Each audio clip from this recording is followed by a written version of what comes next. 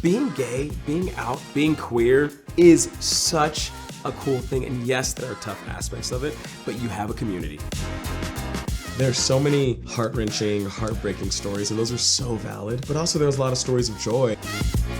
Welcome to today's episode of the podcast where we're talking about joy and queer things. I am joined today with Sabina Mendoza and Andy Cupp, who are representing our board members in the Out Foundation. Mm-hmm. Okay, give me a succinct example. Like, what is the Out Foundation? Because it sounds like you go around exposing people. You're like, oh, you're out now. Get out. Oh, if only we were that cool. No, Out Foundation is actually really cool. We're kind of like, almost like an alumni association, like a queer alumni association for BYU. Oh, cool. Where we kind of collect donations and resources and use them to distribute to like help out the queer students at BYU and also to like create outreach and networking experiences and different connecting experiences for BYU alumni, queer BYU alumni as well. I love that. I also love that I'm like, oh, cool, and I'm on like the advisory board. But I never heard it explained that well. So I was like, oh, anything you want to add, Andy? No, I think that's very great. I think the big thing, helping alumni and current students. So alumni helping alumni and students. So you're like constantly in like queer BYU spaces or BYU spaces and queer spaces. Yeah. Yes. Yes. Wait, correct me. What would you say is more like accurate as far as like your involvement? Yeah, as a foundation, we try and just like we see needs and we try to fill them as fast as possible. And so a lot of our initiatives involve like providing therapy resources for students and alumni, providing like community with our Outspoken campaign, where we just collect alumni profiles of like queer graduates that have been graduated, like either whether this past semester or like years ago. We would love to collect more profiles from queer people that have graduated from BYU years ago. That would be thrilling to me to learn more about like our history and our legacy at BYU. But just collecting these profiles of people that like, and talking about their experiences at BYU and like being queer and like what that was like to just kind of help build that community. And no, we're not alone. I think y'all are doing a really good job at building community. I feel like, especially over the course of years, I feel like I've seen an increase in like just the response, which I love, especially related to the Out Foundation. Yeah. One of the things that we've been trying to do as well is like help current queer BYU groups that have been like popping up over the past couple of years and like helping them with finances or with support or whatever they need to facilitate their own community. So it's not just like, this is our special club, but it's like, how can we help others to have their own special clubs too? That is a unique take sometimes. What were you going to say? Yeah, I know, just the current BYU students, the queer BYU students that are like creating these groups and trying to make changes at BYU are incredible. These students are amazing. Is everyone incredible though? Is there someone that you're like, I'm just kidding. I'm just kidding. Spill the tea.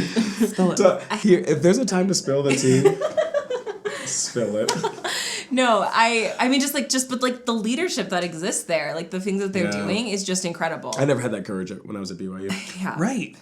No, that's exactly it. Like they're so strong and like confident in themselves, and I'm just like, oh, I wish I could have been like that. That was so nice. There's like a lot of excitement, a little resentment. It's like, you're so cool. No, it's so funny because I was a student leader for so long when I was at BYU and like kind of out in my queerness and kind of like doing a lot of things while I was a student there. You were. Yeah, which is why I know both of you already. But but I know how draining it is and how exhausting it is and how like you have to like pass your classes because like class is hard and college is hard. And then also you're just trying to like hold your community together and hold yourself together and like try to make a difference. It is an enormous pile of things to have on your plate. Oh my gosh. Does it feel like you're like putting a rock in a hard place?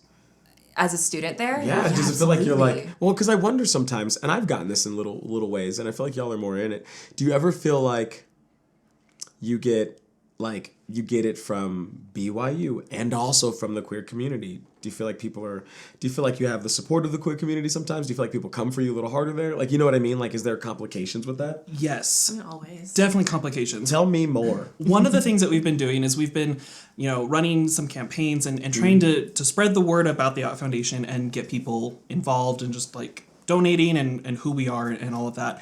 And it is very interesting just to see social media comments, for instance, on some of these things.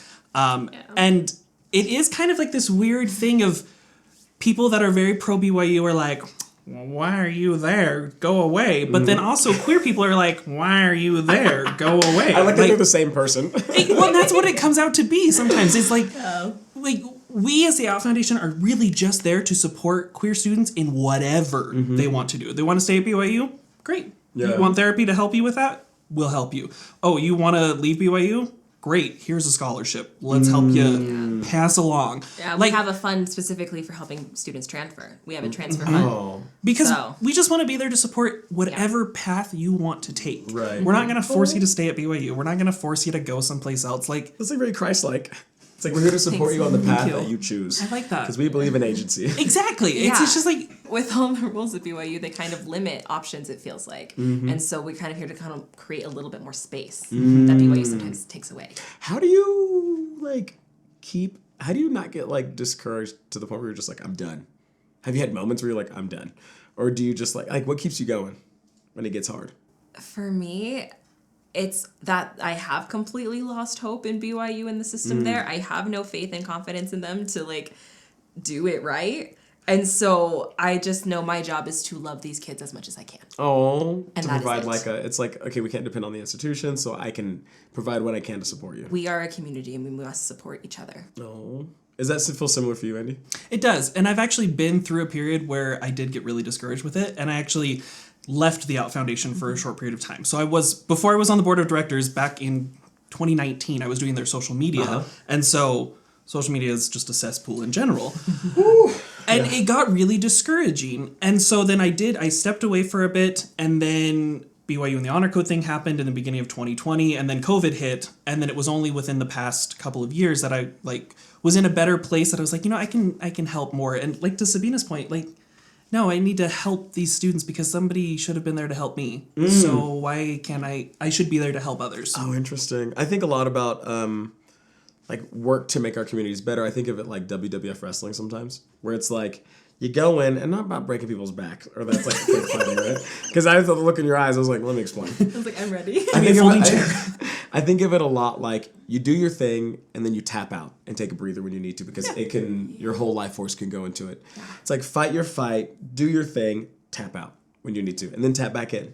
It's like take the breather, jump back in, take the breather, navigate that, because your health is important, you know? Yes, absolutely. Question for you two. Why do queer kids go to BYU? They know what it is. Why are they going? Why did you go to BYU?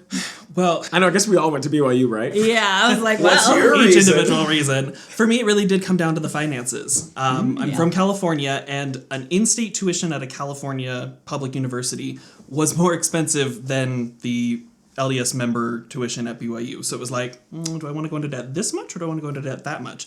And then my parents were like, well, if you go to BYU, we'll pay for it.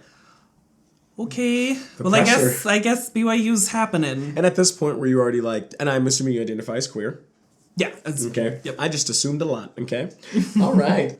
And were you I know I'm queer and this is gonna be hard, or were you where were you mentally? No idea. I was 16. I knew that I liked guys. I'd come out to a couple of my friends as I think I might be gay, and they were like, oh, okay, cool. But I hadn't ever put a label on it, didn't really understand what it was and where I was going. A lot of that self-discovery, oddly enough, happened when I came to Utah and went to BYU. Oh, interesting. Which I think is a lot of queer students at BYU. They're not, you're 16, 17, maybe 18 years old. You might think that you know these things, and I'm not saying that people that are teenagers and are super secure and confident are wrong. No. But you learn so much more about yourself as you become an adult and as you go through college and things, that it's why would we expect a high school senior to know the rest of their life? I know, it's kind of interesting, really presumptuous. Yeah, no, I mean, a very similar story. I was kind of out and comfortable with myself in high school, actually. You're such a boss. Oh my god. I was a mess, but you were a boss mess of the messes. A boss mess. Oh well. Don't want to toot my own horn. Is that put that on your bio on Instagram. A boss of messes. Just shirt. That does sound like some merch we could lean into. Because I feel like people would be like, that does sound like me. It's something that would be at Home Goods with the Live, Laugh, Love. You're bless this mess of the bosses, boss of the messes. Both of those, actually. All of it. No. Yeah, no, I had a couple girlfriends in high school and was like kind of out to most of my friends. At the same time? No. I was like, okay, dang. Stop, leave me alone. No. I mean, I made some interesting choices, but like that wasn't quite one of them. And I like had wanted nothing to do with the church and like wanted nothing to do with BYU, but then it just came down to finances again, where my parents were like, ended up getting a full ride scholarship to BYU. I ended up like don't worry, I lost it after the first year, so I didn't keep it. I'm not that fancy. But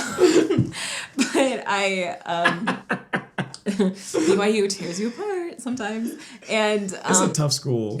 Yeah, but like I don't know. Again, my parents like offered to pay for it, and they like really wanted me to go to BYU, and it just like it was easier because I was 17 and just like. You're like, okay. And like I told myself, I like got into BYU and I told myself, I was like, I'll just, go here. I like started as an economics major, which is like the smallest major at BYU. Oh. And I was just like, because it's only like 30 something credits, or at least was a million years ago when I was there. And I was just like, I'll just go buckle down and like get started and like get it done in like 3 years and then be out and like forget everything. And then another part of the reason was because when I was in high school, I felt so alone. I like didn't realize that there was more community.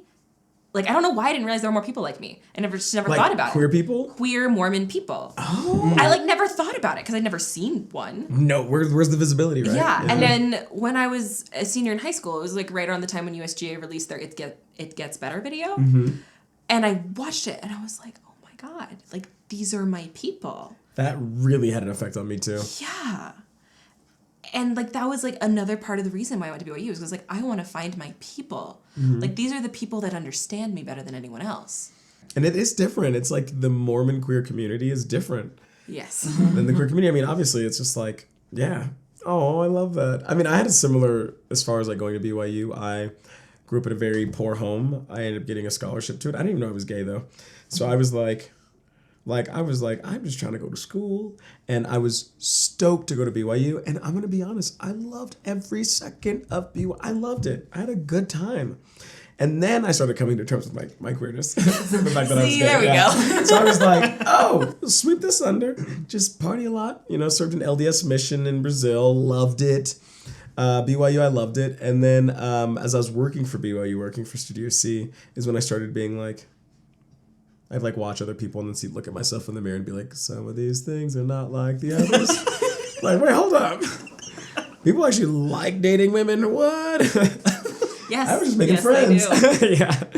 But I came to terms with it as I was at school, which makes sense because you're kind of hitting like, they're like, it's like adolescence. You're like phasing out of it. You're like learning yourself. These things that you were just trying to like figure out life with is now like coming to a head. Mm-hmm. And you've made these decisions for your life that, like aren't easy to change, as you see all the time with students. I want to talk about, because we were talking about this earlier, right, where there's like so many stories out there of how hard it is to be queer, especially in like highly religious communities, communities that don't exactly encourage you to be who you are, right? Mm-hmm. I want to know, like, is it really better on the other side? Like, do you feel like you're happier now that you're out? Like, when did you come out? I mean, mine was a in and out kind of situation. So like started to kind of come out to some people when I was like 16, came out to more people when I was 18 and a freshman in college, and then went back in the closet and then came out like more people in 2015. I fully like officially, Facebook official and everything came out when I was 23. 24. Okay. And what, I guess, prompted you to come out? Were you just like why was it such a back and forth? Well, I mean, the Mormon community, like we talked about with religious environment, like, am I actually gay? Am I not gay? Am I really gay? Could I make it work more with masculine women? Like yeah, you go back and forth, and so it's just who knows? I did search for a Helga for a while, like a strong woman with solid pecs or something. Someone who could just lift you up and carry you off into the sunset. Yeah. It's like, she has a strong jaw. We'll see. It's the jawline. Yeah. So what about you? When did you come out? It sounds like you came out So, I mean, but I relate to the back and forth a little bit, honestly, because I've kind of been out mostly since I was 16 16-ish. Oh, wow, yeah. But, like, so, like, because, like, I had my first girlfriend at 16, and, like... Oh my gosh, you're so old, yes. Like, right at 16. Well, it was, like, a little bit before, but, like, whatever. I was, like, it doesn't matter. It's if your parents are listening, naughty. She didn't say a little bit before. That doesn't matter.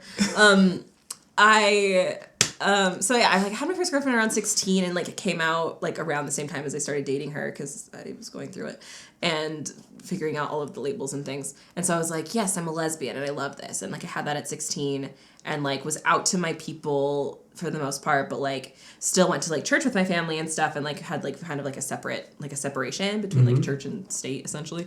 And you're such a government. A better one than the one we have. This is my George Washington Foundations of America post. And did someone say government? And yeah, I was like kind of out to my friends, and like people at school kind of knew, like my siblings heard through the grapevine, like all these things. And I was like kind of out, but never like made any declarations, and still actually to this day I've never made like a formal like coming out on Facebook or anything like that. Like went to BYU and like went back and forth a little bit where I was like, oh, I'm a lesbian, but like maybe I'll try dating guys. And then I found a guy I actually liked, and I was like, oh my God, am I bisexual? And like that was a weird experience for me to realize. And so like have like come out to myself and like now like claim the label of bisexual or queer, which is like comfy and nice and wonderful for me now. And so that was like kind of like a new coming out, but like still know I always liked women. And like kind of like did a roller coaster in the church for like a little bit, so would like be less out, but like knew I was still queer, but like talked about it less, etc. So like now, yeah, that's like where you are now, is like you're like at this place now where you're identifying as queer and lesbian, and you feel like you're like, do you feel like you're still in this place, or do you feel like, no, this is where I am now and I'm good? Oh yeah, so that was like mostly BYU, and then like since actually I feel like I've even come to terms with my own bisexuality like in the past couple years, where I've like felt really comfortable with it. Like it was even just like during COVID where I was like before like quarantine times, I was just like, lesbian is fine, bisexual is fine, it doesn't really matter, whatever, call me whatever you want. And now I'm more comfortable with like actually sitting and declaring that I'm bisexual, and it doesn't feel like a bad thing to say about myself. Why does it feel like a bad thing? Like, why was there like... I thought that liking men made me less queer. Oh, interesting. Yeah. Such a polar opposite for me. Weird how that is. Yeah. But yeah, no, I just thought like I was like so sad to lose this like lesbian label that I like really loved and identified with when I like first came out as a teenager. And like admitting that I liked men or like masculinity or like genders just outside of women, which just like felt like it was taking away almost from that. And now I kind of feel like it adds on, and it like adds like a whole new layer of experience and like a whole new layer of like relatability to like other people, and like just it adds so much more to my life, and I look at it that way now as opposed to like the things it takes away from me, which is nothing. Yeah, interesting. I think that's like a really good point too, of like the concept of like your identity, like you don't need to feel like you need to fit in a box for your identity. Your identity represents you. The language, it's what you're comfortable with, right? Like Exactly. Don't feel like you got, and that can be tough sometimes if you're like exploring something and you're like, oh, what does it mean to be gay? Like, let me get like a rainbow like this and always wear it. And it's like, maybe that's not me, and that's okay. Like by virtue of it being me, it is gay. You know what I mean? Exactly. What about you, Andy? Do you feel like you're in a place now where you're like more comfortable? Do you feel like you're still in the back and forth? Yeah, no, similar to Sabina, once I kind of left BYU, it was like, oh, I can actually clear head figure this out. And and no, I've been happily in a committed relationship for 4.5 years now with a man. 4.5 years? Yeah. You said commitment. Okay. Wow. We bought a house last year together. Party at Andy's. Yeah. Oh my gosh, everybody, let's toast to it. Andy's got a house. More debt. You know who can fix that debt? Miss Government right here. Yeah, Miss Church and State. You're there. And we get 2 points of Sabina Spitz all over it. Don't tempt me, I will. So what I want to dive into is like, okay, we went through all this like struggle of like, like, you know, finding out who you are. We had lows, I'm assuming, I don't know, as we had some lows. Is it better now? Are you happier? Do you feel like you're experiencing a joy that you didn't earlier? And I'm not looking for a specific answer. I really want you, if you're like, actually, no. Like, I would love to know that. You know what I mean? Like, what are your thoughts? I would say 100% yes. Yeah. Like, it very cliche of the whole it gets better thing, but like it really did get better for me. And that's not to say there's not still struggles. Like, I still have this mentality and I still have some internalized homophobia, even though I've been out for 4 years and, you know, been with a man for 4.5 years. Internalized homophobia meaning, like, in what context? You're like, I shouldn't, like, I'm a very straight-laced person. Wearing this Our Out Foundation little pin is like the most rainbow I ever wear, because I have it in my head that, like, no, rainbow's too gay. You're like, it's too much. It's too much. And so, like, things like that of, like, I put myself into a box all the time. And so that's where I think of the internalized homophobia of, like, no, I need to stay in this box. And if there's anything that even drifts out the box, then it's like, eh. And so, sure, my partner is in the box now, but, like, past that, yeah, so it's, like, still a journey in that still sense. a journey. But better. But better. 100% better. Just because, like, I don't feel like this weight on my shoulders all the time. And it's like, I don't know, I feel like it's so cliche, but, you know, as a queer teenager and a queer young adult, like, you carry this weight. Yes. And, like, leaving it and kind of accepting it and, like, oh, I can breathe. I didn't realize how heavy the weight was until I dropped it. Yeah. And then I was like, I all the time, still to this day, I'll be like, is this what the straights experienced? Like, oh, there's like seeing the world in color now, and I'm like, I can be happy? What? Wait, so what do you agree? Do you feel like that's been similar in your life? The idea of, like, do you feel like you're in a better place? Yeah. So throw something at me if I talk for too long about this, because Girl, I got you. Okay. Be ready. So I would say absolutely I feel so much more joy in my life now, like being out and, like, accepting myself. And also with that, I feel like comes, like, there was a certain, like, almost numbing I had to do of myself, like, as a student or as, like, someone who didn't love themselves, because I or didn't, like, accept myself, because I was trying to, like, make myself into something I wasn't. Like, put myself in this box like Andy was talking Like, about. completely put your emotions on the back burner. Exactly. Lock them away. And so, like, it was awful, but, like, ever since then, like, I can experience, like, the full joys I never got to experience. Have I had lows?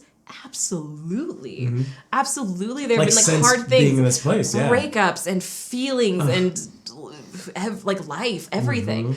But I can experience all of it now. I can experience it fully. I can experience it as me. I have all of me with me to help me get through all of these things. And that makes all the difference. I love it. I would rather do this any day than go back and try to fit myself and make myself something I wasn't. That is so beautiful, because I think it's like, it does feels like sometimes it's like an extreme where it's like, don't come out, it's gonna be hard and you're gonna regret it, or come out because everything you're doing is terrible and horrible and you're gonna only be happy. And it's like, life isn't like that. You know what I mean? You have these, like, ups and downs, you have these joys and upsets. Question for you. When you hear the term queer joy, and I'm gonna be honest, I don't have a definition for this. So I wanna just know, like, a gut reaction. What do you think that means? What does that mean to you? To me, it means I can feel joy in my fullness of experience. Like, I can be happy holding my girlfriend's hand walking down the street. I can be happy, like, putting a rainbow sticker on my Facebook profile picture. Like, I can be happy, like, in all of these things that used to terrify me. I can be happy, like, reaching the limits and finding out, like, all of these edges and corners and spaces of who I am. I love this idea that you're, like, this complex, beautiful shape that you've yet to discover. And, like, part of discovering that is learning, like, the joys and the upsets. But, like, you got to discover it. And I don't know about you, but I feel like the more I discover this shape of myself, the more I love it. You know, like, allowing myself to do that. I like that. What about you? When you hear the term queer joy, or you think about your own life, what do you think? Are you like, I don't know. What are your thoughts? You know, similar to Sabina, of just a fullness of joy. And I think as well, like, a fullness of whatever joy you want. Like, one thing that's interesting to me is the term queer. Like, you know, it used to be such a derogatory term, and now we've kind of taken it back as a community and owned it. Like, no, this is us. And it's kind of, from what I understand, very all-inclusive. And I think that that's a great way of describing queer joy, is it's inclusive joy. Oh, yeah, isn't that beautiful? Yeah. I like that. You did that really well. Oh, thank you. Okay. We're going to put that right on the mantle underneath, like, bless this mess, mess of bosses or something. That's beautiful. I wanted a specific example of a time where you feel like you've experienced queer joy. A moment where you can like pinpoint and say, I experienced a joy, and however you want to define it is okay. I don't even want to give you a definition because I want you to in your own sense. I think about for me, I remember driving home after a second date with this guy I ended up dating, and this beautiful spring one came on. It's like Max Richter, it's Vivaldi reimagined or something. It came on and it's just like this beautiful strings was playing. And I felt like my soul was like flying. Like I felt like I was on cloud 9. I felt so good. And I was experiencing a crush. Like a crush. And I was just like, I could have sang opera in the moment. I just like, I pulled over at a park and I just like felt the sweetest feels. And I was like, this is queer joy. Like this is something that I never, ever, ever experienced. And now it's coming so powerfully and so strong. And like, you know what I mean? Like that's a moment for me where I remember I could pinpoint and be like, yes. What about y'all? One of the first moments I can remember, one of my girlfriends in high school, it was like one of the first times I like, or it was the first time I was able to like hold hands with a girl and just walk down the hallways of my high school. And we just like walked down the hallway and like she ran into a friend that I hadn't met yet of hers. And she was just like, oh, hey, like, oh, this is my girlfriend, Sabina, and like, or whatever. And like her friend was like, oh, you're so cute. And it was just like a cute little like organic moment that felt so normal. Like it wasn't about like coming out. It wasn't about like weird traumatic, like, oh, and like it's so hard to be gay. I was just like, I had a girlfriend and I was like meeting her friend and she said we were cute. And like, that was it. And it was just like while holding my girlfriend's hand just down the hallways of my high school. It was just like such a powerful moment for me where it's just like I feel so normal in this moment. Like that's beautiful where it's like the normalcy of it, like none of the like the pressures and the fears. It's like you had a moment where you could just like be, exist. Yeah. I love.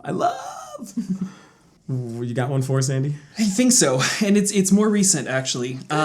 Ooh. And I was trying to think of like, oh, what would work for this, but and it's not even really about me; it's about somebody else. But this better be your experience. You can't be telling me no. Well, it is. Okay, it is my experience. Like in a way. Had joy So my grandparents, they're in their 90s, and when they served a couple mission back in the 90s, and they had a song composed by a member of their ward who composed songs. Beautiful songwriter. They came out as transgender probably 10, 15 years ago. The songwriter. And not your grandparents. No, not my grandparents. I was like, what a plot songwriter. The songwriter. 90s, huh? Together. I was like, wow. That would have been something else. No, but she came out as transgender, and my grandparents had a framed piece of this composed music, and it had this woman's dead name on it for the longest time because it was before she had come out as transgender. And I never really thought anything about it. It just was framed up on their piano. And then my partner and I were at their house just last month. And I was looking at all the little trinkets and whatever.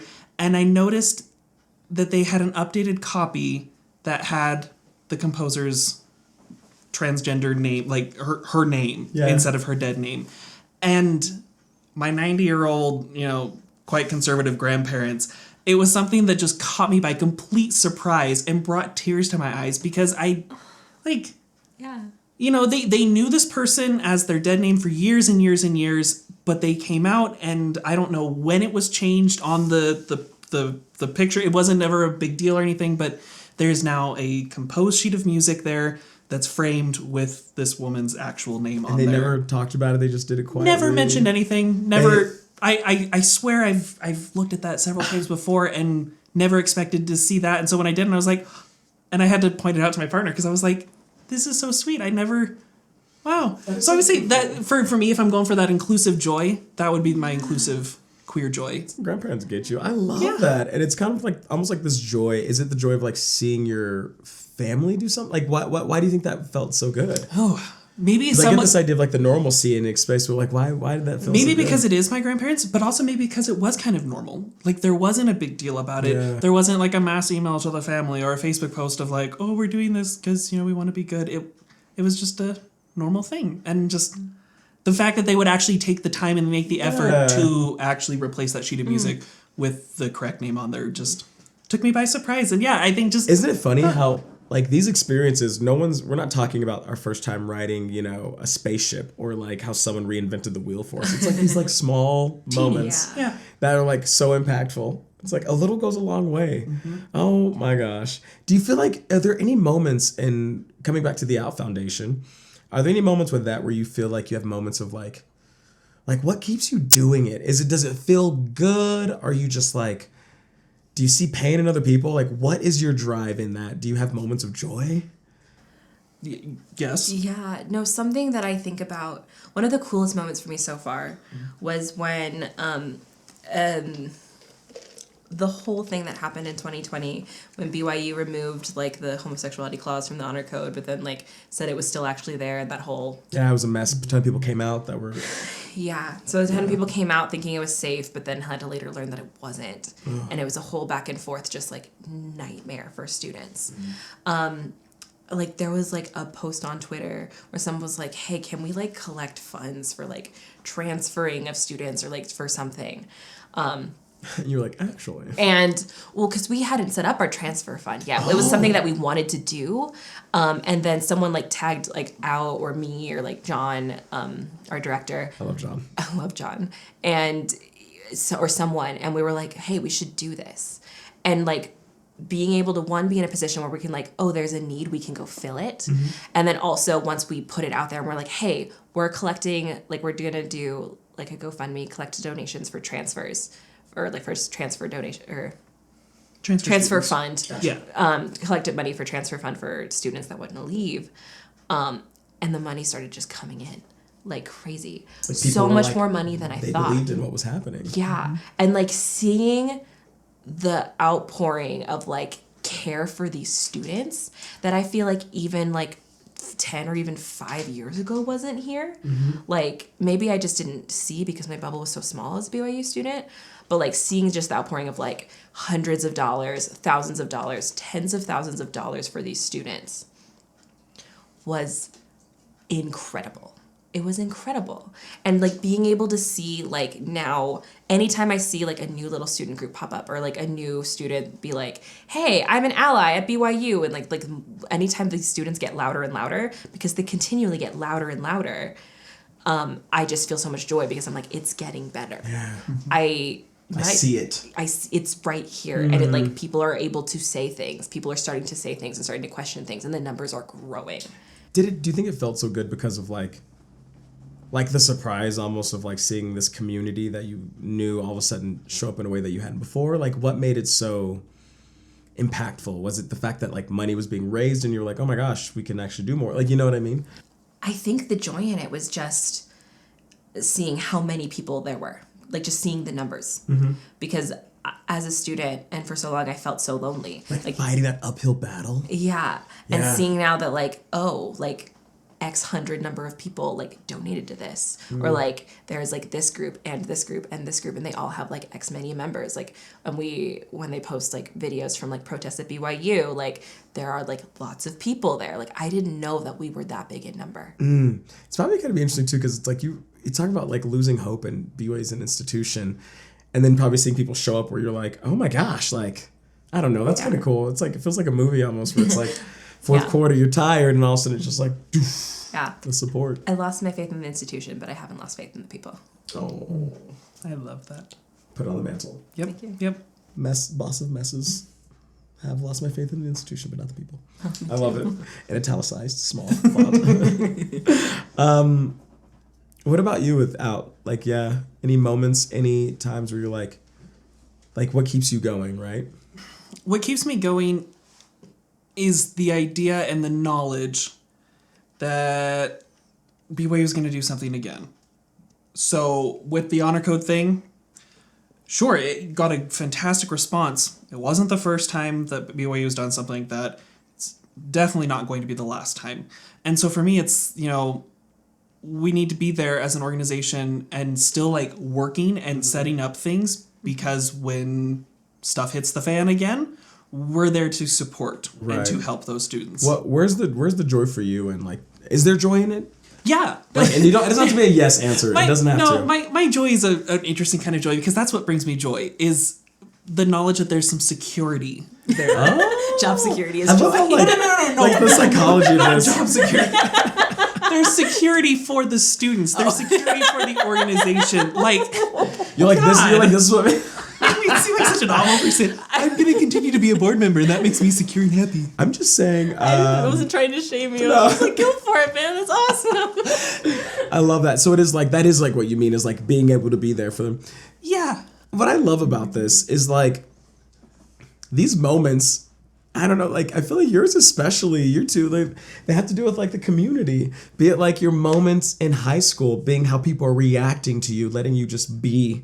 Or this experience with your grandparents, just, like, showing this, like... I mean, I imagine you felt more supported when you saw that. Oh, yeah. Where you were like, dang, they were really, like... They didn't even make no fanfare about it. They just, like, did it. Or, like, you know, experiencing the community rally behind you or being able to, like, provide support for, like, these kids. I think that's, like, really, really cool. And I love the joy in this, like, the joy in relationships, the queer joy we experience just from, like, relationships with a lot of straight people, too. How that contributes to it. Yeah. What a plot twist. I love it. Man, Sabina, Andy, thank you so much for joining us. I think it's time to wrap up. Is there any last things you want to say? Anything you want to just like, you're like, if I left and didn't say this, I couldn't do it. I think the normalcy is wonderful and beautiful and like feeling normal. I also think being queer in any capacity of that word that you feel like you are or whatever, I think queerness gives us a freedom to be whatever we want to be.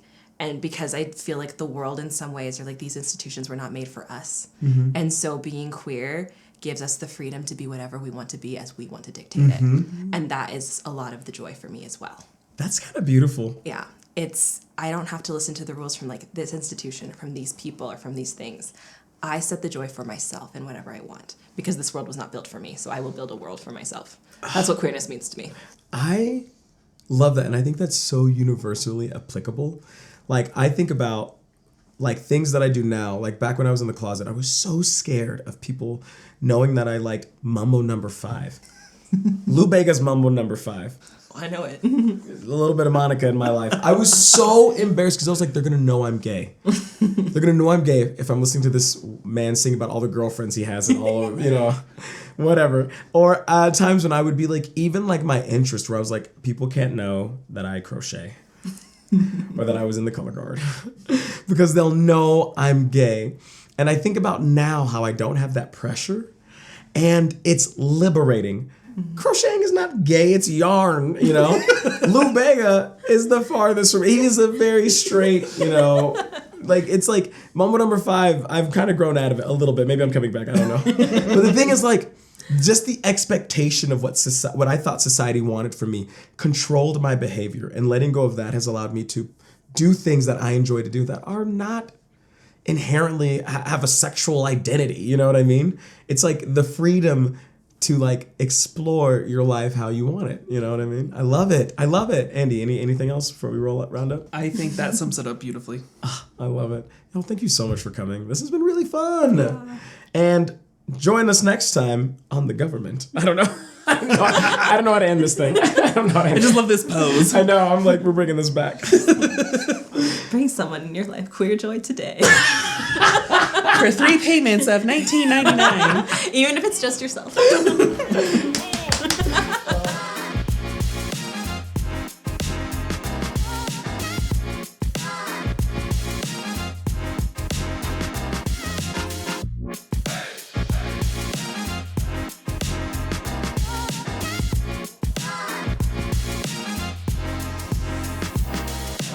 I don't know how to end this thing.